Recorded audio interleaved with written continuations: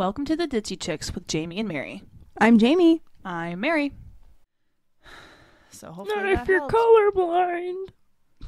Well, it depends on what kind of colorblind. That's true. Yeah.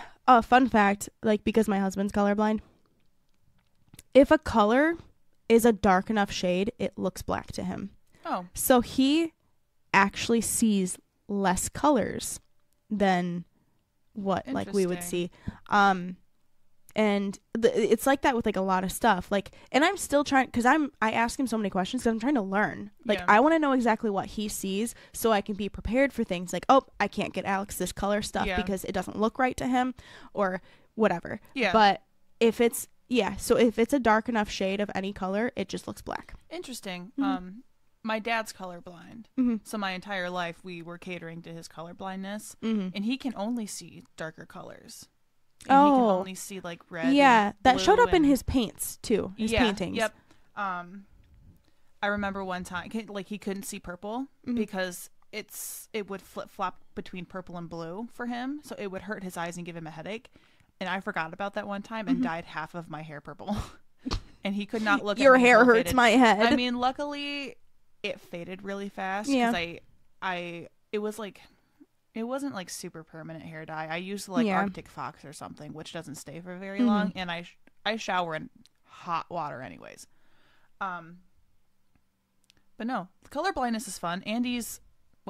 Dylan's friend Andy is also colorblind, which is funny because he works in fashion with me now. Yep. And he consistently has to be like, "What color is this?" Or not consistently, but sometimes he'll be like, "What do you see this color as?" And that's why I 100% think that every clothing tag should say the color on it. I think it does. I've on our looked at yours probably, Yeah, but there are some that just don't say the color of it at Right. all. And I know my husband used to have this comforter, and it was a nice really dark emerald green color. Ooh. And I loved it. I liked the color and everything. And he kept calling it black, and I'm like, that's not black, right? And he's like, "What the fuck are you talking about? That's black." And I'm like, "No." He's like, "I've had that for 10 years. That is black." I'm like, "No, Alex, it is dark green." He your goes, eyes don't "Nowhere on that does it says dark, It does it say dark green. It doesn't he's like, "When I bought it, there was no indication of the color anywhere. I just thought it was black." I'm like, "No, that is dark green." We even have those vibrant velvet deep dark purple pillows. Yeah. And he thinks those are black too. Interesting. So yeah, that's when I was starting to piece together, everything that's dark enough just looks black to you. Yeah. Even there's some things that are gray and he thinks they're green. Oh. And vice versa. He'll see something that's green and he'll be like, "Oh, that gray thing." I'm like, "Nope, that is green." So color blindness is such a mystery to me. I want to be able to see what they see. And this is going to be such a stupid question, but how do they know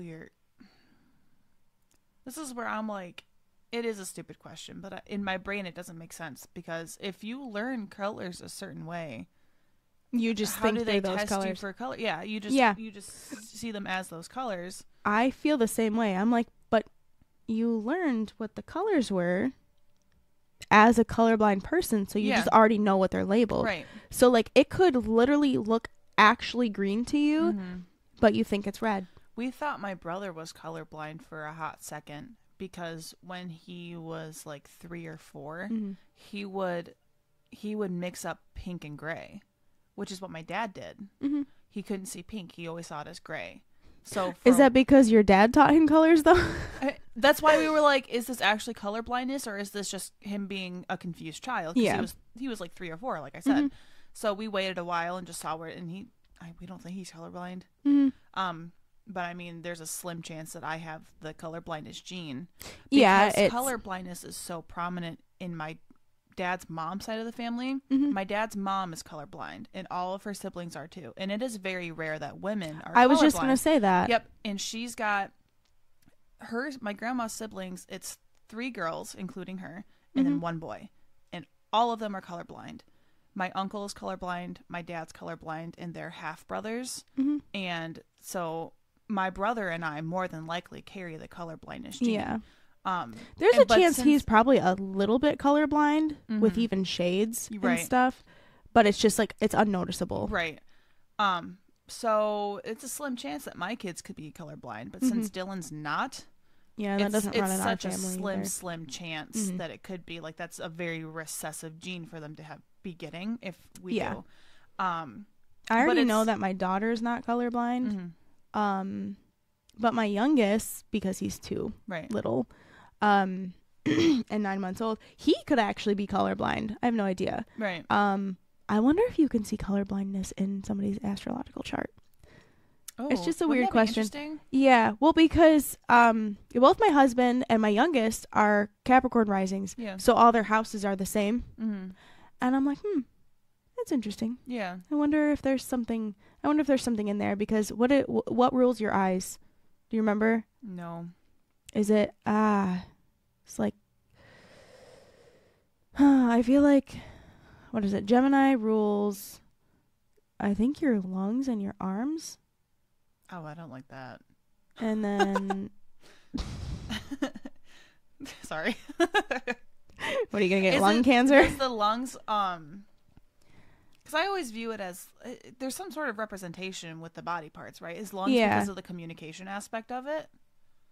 I think it's the dual sides. Oh, because then the arms. Yeah, one half is one, and right side, left side. Maybe we should talk about that as the correlation between body parts and zodiac signs. Yeah, that's very interesting to me because doesn't Cancer rule the stomach? I think Cancer is the stomach and also breasts. Okay. Mom. Then, boobies. And then Scorpio is the genitalia. Yep. And Sagittarius is the legs. Sagittarius is hips and thighs. Yeah. But Libra is in there somewhere. That's interesting. I think Libra is the kidneys. What placement? Because you've said to me before that certain placements can hint to certain health issues. What placements are those? I would say Saturn. Okay. My husband has Saturn in Pisces, and he has foot problems. He's a runner because he's a Sagittarius. So he's got these nice, just muscular. Because he's a Sagittarius, he's not. No, he's not. But he has. He has strong Sagittarius placements. Moon. Yeah. Sagittarius moon. So he's got, and that's what he does for his emotional outlet is running. Yeah. Which is why it's so good for him to do that, and he's got his thighs built up because he's a runner. Runners always have those fucking hard thighs. You can bounce a nickel off those. Jamie, calm down. Ooh, getting hot over here. Anyways, but being a runner, I've just noticed he's always had to like ice his feet and this or that, and that's one of those things where he's always, and he's a Virgo, so he's cheap as fuck, and with his like Capricorn rising, cheap as fuck. Yeah. So he's always getting like these cheap ass shoes, and I'm like, please, for yourself and for me, get yourself some quality shoes to run in. I need you to stop buying garbage because you already have like ankle and like foot issues, and he sprained his ankle and stuff, like, so it's like an ongoing thing. Like he runs and then like at one point his feet just get really sore, and I'm like, you need to take care of your feet better, right? Like, I need you to do this because I can see it in your chart, and you need to do it for yourself if you want to keep running. So what? You don't have hooves because you're not a centaur. Like, take care of your fucking feet. What body part is Taurus? Do you remember? Because that makes me think neck. Oh, that neck, doesn't line up. Throat. A lot of Taurians. I like saying Taurians. They'll have thyroid issues. Oh, with their thyroid. I ask because I have a lot of hip issues. Like right now, my hips are killing me. Hips and ankles, constant pain all the time. So I asked because ankles, you said that's one thing. Hips and thighs are Sagittarius. So I was just like, but I'm wondering if that has anything to do with my Sagittarius stellium. But also, it's a lot of genetics too, because my mom and my grandma and my great grandma and my aunt and my cousin all also have hip issues. Mm-hmm. That could be, you might be storing trauma in your hips. Oh, I don't like that. The idea of storing trauma, and we've talked about it before, mm-hmm. the idea to me of storing trauma inside your body and mm-hmm. not just like as an emotional type of thing, mm-hmm. Kind of trying to find my words. Hold on. I'm at a word block. It's like spooks me, but also puts me off in one emotion. You know what I mean? Yeah. Because it's not spooky, but it's unsettling. Yeah. That's what I'm looking for. Mm-hmm. It's unsettling. I wonder if maybe it's generational trauma then. Well, I think so. I think it passes down. Mm-hmm. But I think a lot of it too is ever at a young age. I was just talking to my husband about this last night. At such a young age, when you cry, people tell you to stop. You gotta not cry as soon as possible. Stop yourself from crying. And we all do that because we don't all do that. Like, me and my husband do not do that. The kids gotta cry. We're like, you let it out. Yeah. Let all of it out. Get it all out. Cry as much as you need to. Absolutely. Crying is healthy. Your body needs it. You have to cry. You're crying for a reason. Yes. Yeah. It's a body's natural reflex to cry about something that is upsetting to you if it's upsetting enough. Yeah. That's the first thing you do when you're a baby. Something's upsetting you, you start crying. It's a form of communication. Mm-hmm. And when, as an adult society, we stomp out that communication for kids. Yeah. Crying is a form of communication, and adults say, don't do that. Don't do that. Don't tell me you're uncomfortable because it makes me uncomfortable that you're crying. Well, and then if other people see you being uncomfortable, it's embarrassing for me for whatever reason. Well, and then most people around my age would end up having to cry because they couldn't stop it, and there's I'm so sorry for crying. I'm so sorry. There's also the people, don't apologize for crying in front of me. If you gotta fucking cry here. Yeah. I don't care. I will let you cry. Like old woman. Yeah, or whoever, like babies, kids. You're not even my kid, and you gotta cry. You come here. I will listen to you cry. I love cry to see as much a man as you cry. Not like in a weird way, but like seeing a man be emotionally in touch enough with himself to allow himself to cry. Mm-hmm. That's such a green flag.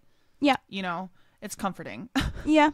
But there's also the people that, in the inverse, don't. Like, they refuse to allow themselves to cry because they see it as a weakness. Like, when I'm at work, try not to let people see me cry. Yeah. And it's certain people that aren't there anymore specifically. Whereas, like, if I was upset, would refuse to cry in front of them because I can't let them know that, like, I'm weak. Because I need to be stronger than them. And it's me just... Cancer moon. It's me proving a point. It's me saying, like... Yeah. And it's because I had my own issues with this person. Yeah. But it was I need him to know that I can take him in a fight if I had to. Yeah. And that's the sad part of the culture is that he would judge you for crying and mistaking that for weakness. Yeah. Crying is not weakness. It's a strength because that means you are emotionally stable. Yeah. Crying does not mean you are unstable. Crying means you are getting your stability back from your emotions. Mm-hmm. You cry it out, you become stable again. Yeah. You stop crying and you won't let yourself cry. You're increasing your instability with your emotions. Then you're storing it and you're pushing it aside for later. But then there's never a good time later. And that's something I've been saying to one of Dylan's friends is that there's never a perfect time. Yeah.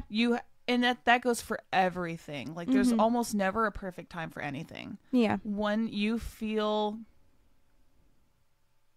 it's time or when it's coming, do it. That goes for everything. Yeah. It also helps you get in touch with your intuition better. Yeah. If you stop yourself from crying, it fucks up your intuition. It fucks up your ability to read situations and read people. But like my husband, who grew up in a house that many of us grew up in, was, don't cry when you get hurt. Don't cry. And that's not anything. It's not anything wrong that our parents did stuff like that, because that's how just they were parented, yeah. Right. So that's just what they knew. But it is not something that helped at all. Yeah. And so being rewarded for, oh, you didn't even cry when you got hurt, or you didn't cry at all. My husband learned to not cry. Yeah. And it's so hard for him to cry now. And there's actually a lot of men out there like that. And they're just now realizing, like, I can't cry. There's sometimes when I feel like I have to cry and I can't. I can't. Your body, once you stomp that out, it shuts down that form of communication with others. And I think that's why a lot of men unalive themselves, because they can't get those emotions out like they're fucking supposed to. Sorry. We got into a darker area. This isn't where we thought we were going. Sorry, my hips started hurting me. My hips were killing me. Vaya bawa. Sorry.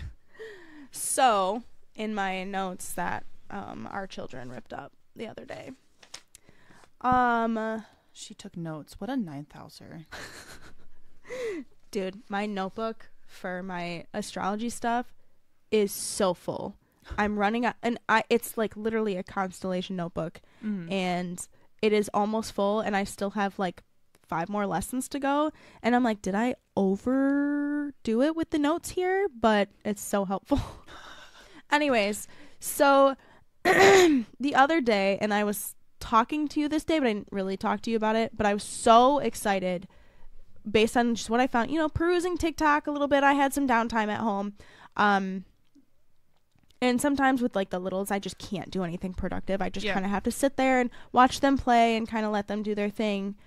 Make sure they don't get into anything. And that's when I kind of, okay, I'm in TikTok for a little bit. Okay, play with them, talk to them, help one go potty, change a diaper, get a snack for them, whatever.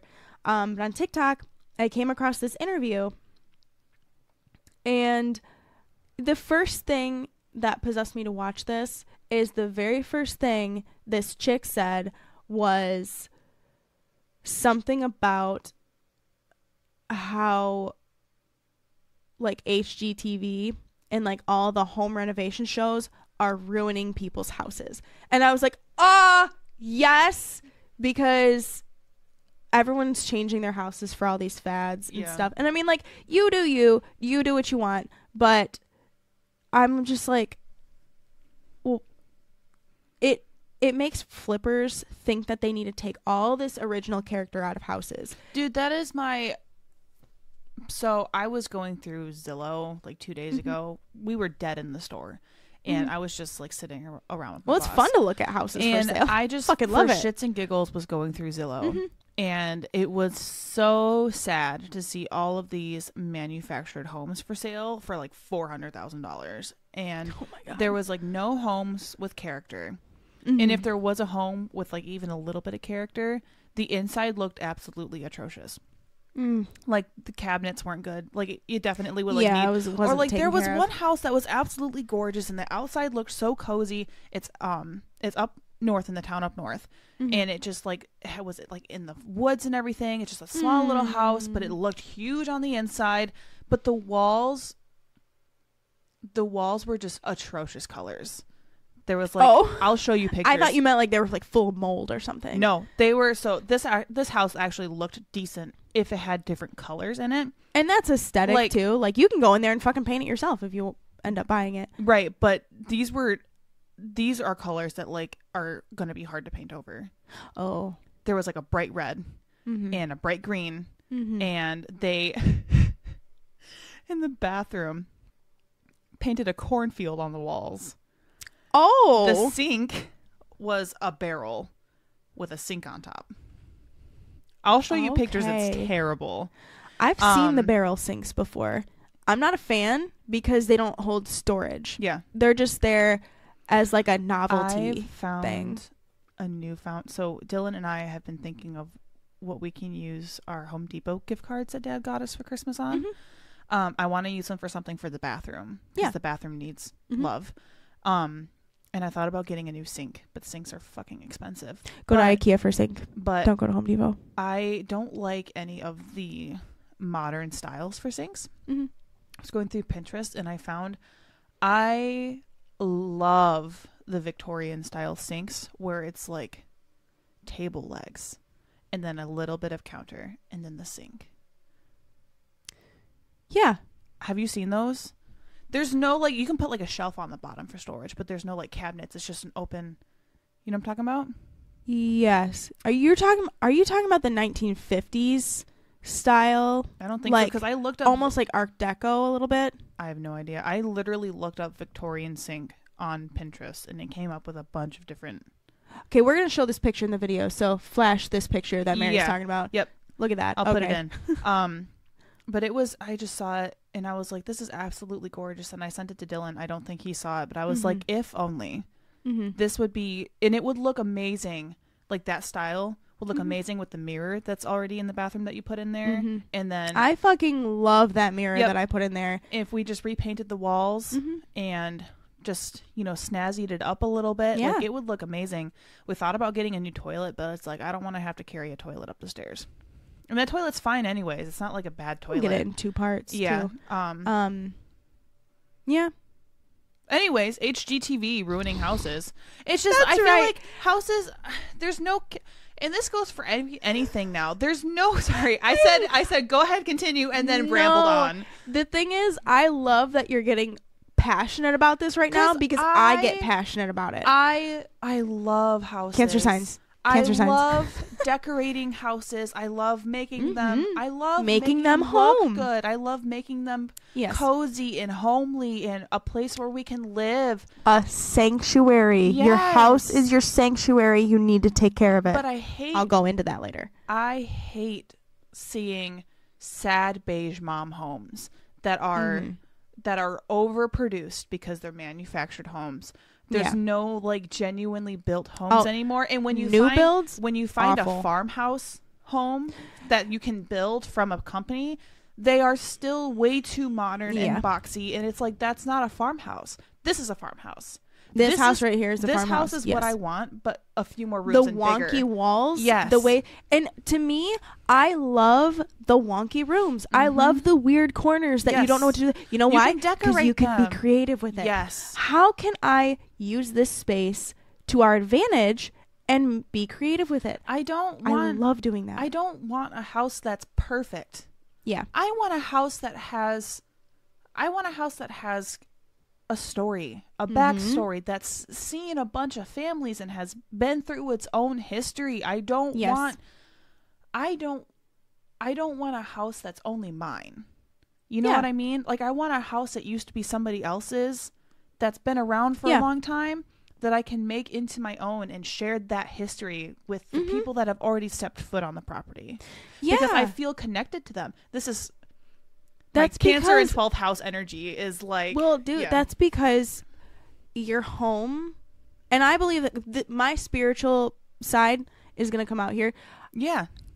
You leave an imprint of your energies. Yes. On the houses that you live in, if you live in them long enough. My energy is in this house. Yes. A lot. I know it is. It's going to be here for a while. Yeah. Even if I don't live here anymore. And... You know, we still get energies of the previous owner's house and my house. And eventually it'll just be my family's energy being there. But I'm literally looking forward, and not that I want to sell my house, because I love my house, but it is getting too small. Yeah. And when I sell it, I'm actually looking forward to passing on something housing energy, something that's almost living to me. Yeah. Because when you move into a house, you're the house's caretaker. Like I said, because your house is sacred. Yeah. You're its caretaker. You take care of it because it takes care of you when you take care of it. If you don't take care of your house will not take care of you. Right. You take care of it, it will take care of you. So when we finally sell our house, I want to get a guest book. And I want to put it in the house. And I want to put, you know, my family, you know, 2 kids, you know, came into the world in this house. And this is what we did. We had our dog. We fixed these things here and there. The color of these rooms are here and here and here. Home diary. Yes. And I'm going to leave that for the next person. And that way, when they move out, eventually, they can write their little story there. And I fucking love that idea. That is such a good idea. I know I'm not the person that came up with that idea. I saw that somewhere. And I'm like, that is so fucking good. Do you know, I would cry if I moved into a house and found a fucking guest book that dated all the way back to like the 50s or something, that would make like, me love the house more. Oh my God, yeah, I would put that right on like a little like thing and display it on the mantle or something. Oh no, that's our house guest book of people who have owned this house. Those are their stories. Like, there's so much that happens in a house that nobody really gets to see. They're your own personal stories, but they mean something. And to even jot down some of those is like, that's so special and sacred. And it's things like that you keep alive, or, you know, when you're kind of renovating a house a little bit to just kind of fix it up and help it. Yeah. And you find things in the walls. Like, I know there's renovators out there that have put like little keepsake boxes inside the walls, and like, you know, in 20 years when somebody else tears out this house, they're going to find that little box. That reminds me of when I was watching Ghost Adventures. They were going through like an old abandoned orphanage. And it was actually going through renovations at the time, which is scary because like renovations in a place that's supposedly haunted or has some sort of energy in it always stirs the energy up, whether it's positive or negative. Like it always awakens something because you're changing the environment. But they were tearing down the walls, and they found a bunch of like little notes and cards and postcards and little tiny like homemade dollies, because it was like, it's an old orphanage. I'll have to find a clip of it and send it to you because it's so cute. And they show like one of the pictures of the kids, and they show a bunch of it, and they've got all of this stuff just laid out. And they're like, we have to wear gloves because this paper is so old that the oil of our fingers will ruin it. But also we have to be so gentle when holding it, because if we are, you know, just our normal selves holding it, it will disintegrate the paper because of how old it is. And I'm like, that kind of shit is so... And I love stuff like that. I love finding things like that. And it just, I think that it was on like Ghost Adventures, and I'm like a very ghostly, otherworldly person. Like, I love the idea of the afterlife. It made me more interested. I love ghost stories, and I love like stuff like that.